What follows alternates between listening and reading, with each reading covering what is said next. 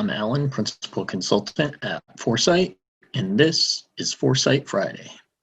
Foresite Friday is where we answer your questions about cybersecurity and compliance. Today's question is not a direct question. It's an amalgam of questions that we get quite often and recently been seeing a lot. We get the question, can you help us with NIST? That's a very vague and broad question, so let's break this down. First of all, what is NIST? NIST is the National Institute of Standards and Technologies. It was established in 1901 by the federal government, and the reason then was to help standardize electricity. And it has evolved into something that has become a standard for cybersecurity, for identifying and protecting privacy, things like that. What happens is the government or an entity of the government may come to NIST and say, for example, we really need some guidance around passwords.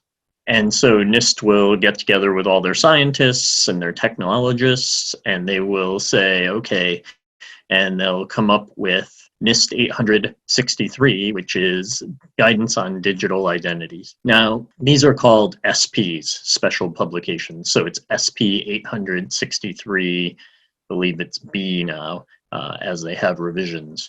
So that's one narrow area where NIST helps just on passwords, but they can also be very broad. So Executive Order 13636 came from President Obama, and it was a request for NIST to put standards around protecting critical infrastructure. And out of that came the NIST Cybersecurity Framework, or CSF, and that is a comprehensive, about 109, 110 controls or categories where it'll help companies, help groups protect it from top to bottom. You also may remember NIST from the HIPAA days. So HIPAA was an act of Congress to protect privacy of health records. Well, NIST released 866, which was guidance for how to implement the HIPAA security rule. And also there was the Federal Information Systems Management Act, FISMA, that came out. And so NIST helped with that with a special publication called 800-53, which is possibly the most famous NIST special publication. It's a risk management framework for federal organizations.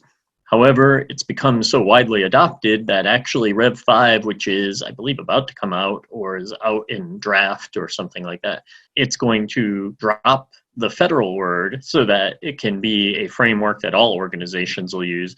All organizations could use it, even if it said federal, but some people shied away from it. That's really what NIST is. They have multiple special publications about different things. So if you go to a company like Foresite or another consulting firm and you say, can you help us with NIST? Well, what NIST?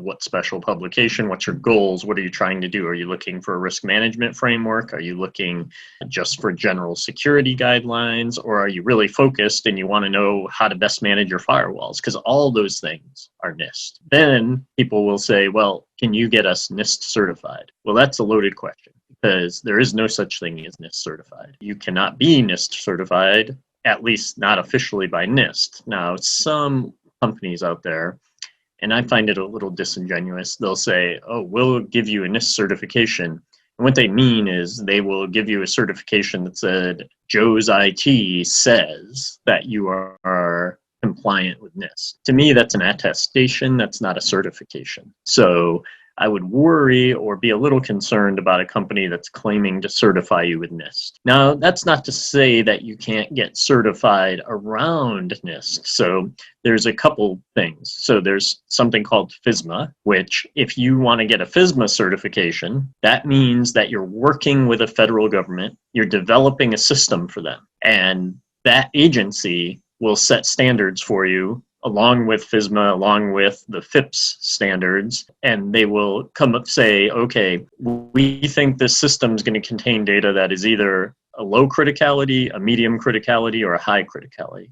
So if you're, FISMA medium, you have a certain amount of the 853 controls as well as the FIPS 200 and a few other things that you have to apply and be able to be compliant with. If you are high, obviously those standards go a lot higher, and low is lower. The thing about FSMA is it's one-to-one. So that organization, so you build this system for the Department of Agriculture, and your FSMA certification is only through the Department of Agriculture. If the Department of Defense comes to you and says, hey, we like that system, we want to use it, you have to go through a whole nother FSMA certification for that, because their priorities and what's important to them may be different. One-to-one is FSMA. An agency and you are developing a system for that one specific thing. There's something called FedRAMP. So FedRAMP is very much like FSMA. It's 853 plus FIPS 200. It's high, moderate, low. If you're mod, then obviously you're right in the middle. But the difference with FedRAMP is that this is for cloud systems. So a cloud system, meaning that you could get listed in the federal government's list of allowable systems, and now you can use that system for numerous departments: Department of Agriculture, Department of Defense, Department of whatever, any department, Interior, whatever it is that's federal, they can use your system because you have this FedRAMP certification. Now, to get FedRAMP or FSMA certified, you have to use what's called a 3PAO. So that's a third-party assessment organization. So that's someone who the federal government has audited and said, this private company, we're going to trust them. If they certify you, we're good with that. You need a 3PAO to go through the audit. That doesn't mean that you can't use a security and compliance company that's not a 3PAO to get you ready, because obviously these are enhanced standards that are difficult to meet. So you're probably going to have to do some kind of readiness first, find out where your gaps are, let's call it a gap assessment, and then fix those gaps before you want to go to 3PAO. Clearly, because of the rigorous standards they have to abide by, 3PAOs are going to charge you a lot more than a company that just has people experienced with federal standards who may not be a 3PAO to do all the groundwork, the pre-work prior to going for your certification audit. So FSMA is one-to-one, FedRAMP many-to-one, low, moderate, high, depending on the sensitivity of the data that's going to be in the system. Now, when it comes to FedRAMP, most of the things I've seen, they're doing moderate. They just go right in the middle. If they will then need a high, then that specific application of it for high will flip to a FSMA because they don't want to have to do high for everybody. It's just that one specific application of it. Then you can use those certifications to prove that you've met 853. But that's really the only way NIST is involved in those, is that they lay out the groundwork and the framework for it. You don't get NIST certified. You get FSMA certified or you get FedRAMP certified. So there is no NIST certification. Now, what NIST does use are maturity models, which is a great thing. So basically, it's like a 0 through 5 tiering. So you take each control, say in the CSF, and you say, well, you guys are a level 2. So 0 to 5, it's like we don't do this control at all versus we are the best in the world at doing this control. You're probably somewhere in the middle. If you're a 5 for everything, you're probably spending way too much money on your security. If you're a 0 for everything, then don't want to use you as my vendor. So what you want the company to do, the organization to do, is say, let's read each of these controls, let's understand each of these 110-ish controls and see what do we want to be. So you'll create a profile that you want to get to. Say it's 3 for everything. It shouldn't be, but let's just say that. And you're a 2 on something. When you get rated, you rated a 2 and you want to be a 3, so what do I have to do to get to 3? Once you're at the level you're at, it's just a matter of maintaining it. Really, the maturity model is a great way to approach these frameworks because it's not binary. It's not yes or no. Usually you're doing a degree of some of the control, but not to a world-class level. Now, coming soon, NIST had released something called 800-171, which was for government contractors working with the Department of Defense under the DFARS clause. Companies that want to do business with the government would have to say, hey, we looked at 171, we meet all these standards, we're self-attesting. This hasn't worked out so well because the government doesn't believe, the DoD doesn't believe that these companies are certifying at the level of maturity that they would like.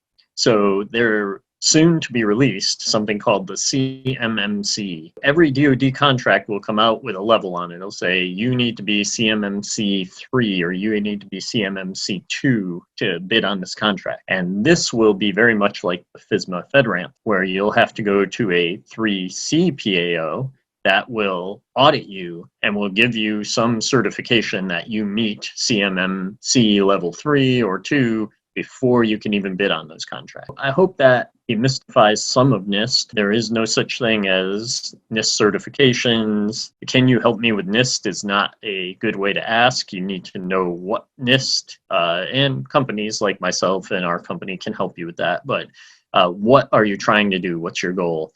But NIST is great. They are non-political. They are scientists. They come up with standards that work across the board, and it's really been one of the better run and better established government nonprofit organization. Thank you for joining in to Foresite Friday. If you want your question answered on Foresite Friday, work from home, WFH@foresite.com. Send in your question. Thank you.